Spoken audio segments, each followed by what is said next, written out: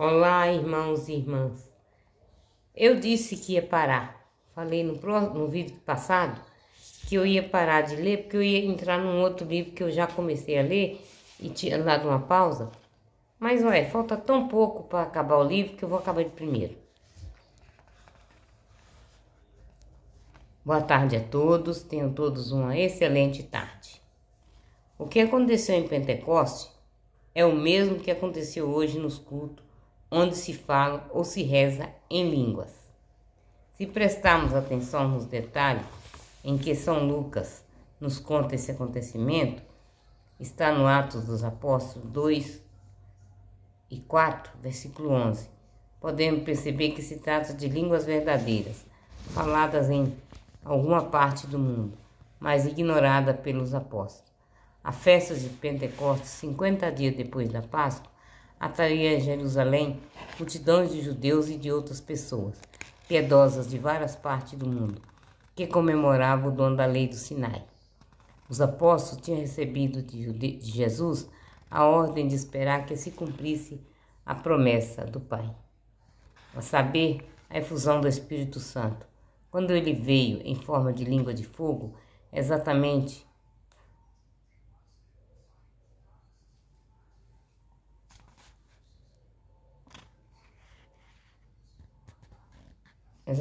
no dia da festa, os apóstolos começaram a falar em outras línguas, que eram reconhecidas pelas pessoas que as falavam. A admiração causada nos ouvintes tinha um motivo. Como esses galileus conseguem falar nossas línguas? Não é aceitável a explicação que diz que cada apóstolo falava somente a sua própria língua, o aramaico, e no ouvido de cada pessoa acontecia o milagre da tradução para a língua de cada um? Ou seja, não só é um milagre de audição, mas as outras línguas eram realmente faladas e eram entendidas pelo grupo que as falava. Começaram a falar em línguas estrangeiras antes que houvesse público que as escutasse. O fogo de Pentecostes simboliza perfeitamente a ação do Espírito Santo que ilumina a inteligência dos discípulos, fazendo-os penetrar mais a fundo nos ensinamentos de Jesus. Assim como o fogo aquece, assim o Espírito Santo enche os fiéis de ardor de sua caridade, vencendo o medo que os apóstolos tinham antes. É próprio do fogo purificar a ação divina, purifica as almas de suas faltas. O dom das línguas em Pentecostes restaura a unidade de gênero humano que se perdera em Babel. A arrogância de querer construir uma torre que chegasse até o céu foi castigada com a confusão das línguas e a dispersão dos povos. Agora que veio sobre o mundo o Espírito do amor e da união, todos se entendem porque têm o mesmo Espírito e podem formar uma só igreja, composta de todas as nações em uma grande fraternidade. A história da Torre de Babel é uma explicação popular para o surgimento de vários idiomas, mas é uma explicação científica, pois sabemos que historicamente os idiomas surgiram com o tempo e com os encontros das diversões populares. Por exemplo, do latim nasceram o francês, a população francesa, o espanhol, o italiano, o português, por causa das diferentes localidades das tribos bárbaras que as habitavam. Na história dos apóstolos, reaparece esse fenômeno das línguas, quando o Espírito Santo vem sobre uma comunidade. Está no Atos dos Apóstolos 10, 44, versículo 19.6. O fenômeno tratado na primeira carta aos Coríntios é diferente. Aqui é um estado estático, no qual o cristão, louvando a Deus, profere sons incoerentes, só podendo ser compreendidos pelos que têm o carisma de interpretação.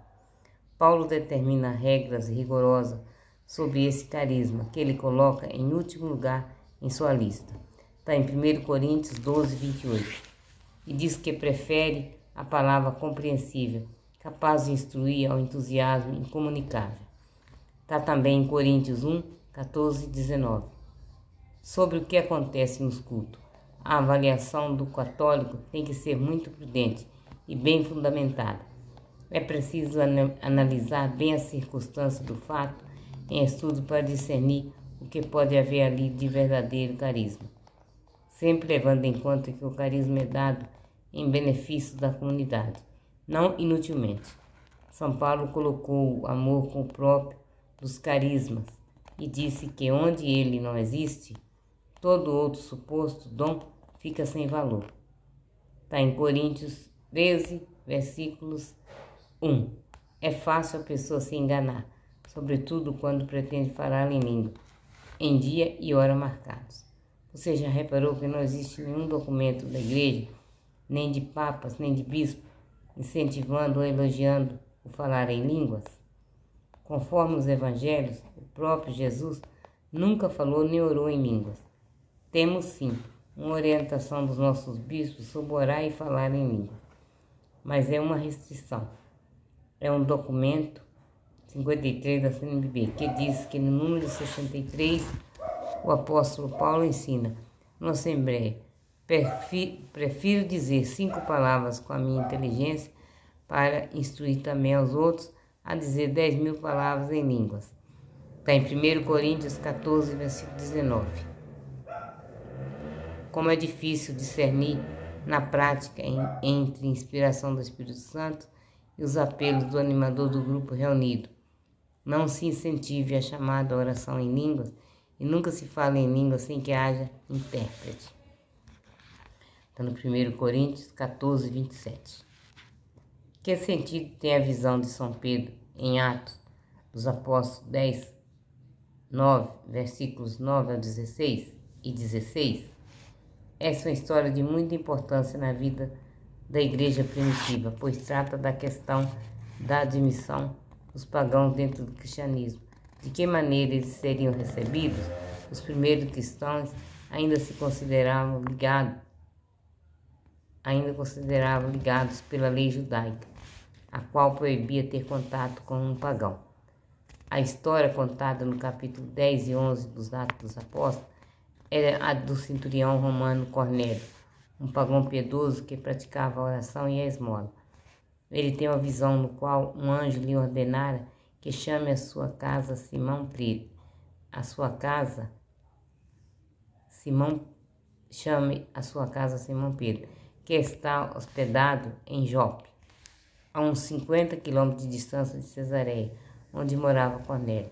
Ao mesmo tempo, Pedro tem uma visão em que vê uma grande toalha descer do céu, contendo animais de várias espécies, inclusive de animais que a lei mosaica proibia comer. Uma voz diz a Pedro: mata e come. Ele responde: de modo algum, jamais provei alimento impuro. É a voz, e a voz lhe responde: o que Deus declara puro, não o tenhas por impuro. Está no versículo 10, 13. Esse diálogo repetiu 3 vezes. Pedro estava tentando compreender a visão, quando bateram a sua porta os mensageiros de Cornélio. O Espírito disse a Pedro: vai com eles sem hesitação, pois fui eu que os enviei. Ele foi e, diante de muita gente reunida, fez um discurso, mostrando que Deus não faz distinção de pessoas, mas em qualquer nação, quem o teme e pratica a justiça, lhe é agradável. No fim do discurso, o Espírito desceu sobre todos os presentes, e Pedro se admirou, porque ainda eram pagãos. Assim recolheu que o próprio Deus estava mostrando que era preciso admitir o batismo aqueles que haviam recebido o mesmo Espírito que veio em Pentecostes. Quando souberam desses fatos, os cristãos vindos do judaísmo, que eram mais conservadores, criticaram Pedro, dizendo: entraste em casa de pagãos e comeste com eles. Atos dos Apóstolos 11, versículo 3. Pedro então contou toda a história para justificar sua conduta e sua explicação foi aceita. Pedro aprendeu assim que estava abolida a distinção entre animais puros e impuros, como estava também abolida a distinção entre seres humanos, pois Deus tinha purificado a todos. Pai nosso que estais no céu, santificado seja o vosso nome. Venha a nós o vosso reino, seja feita a vossa vontade, assim na terra como no céu. O pão nosso de cada dia nos dai hoje. Perdoai as nossas ofensas, assim como nós perdoamos a quem nos tem ofendido, e não nos deixeis cair em tentação, mas livrai-nos do mal. Amém. Ave Maria, cheia de graça, o Senhor é convosco, bendita sois vós entre as mulheres, e bendito é o fruto do vosso ventre, Jesus. Santa Maria, Mãe de Deus, rogai por nós, pecadores, agora e na hora de nossa morte. Amém. Boa tarde a todos, meus irmãos, mas eu volto ainda.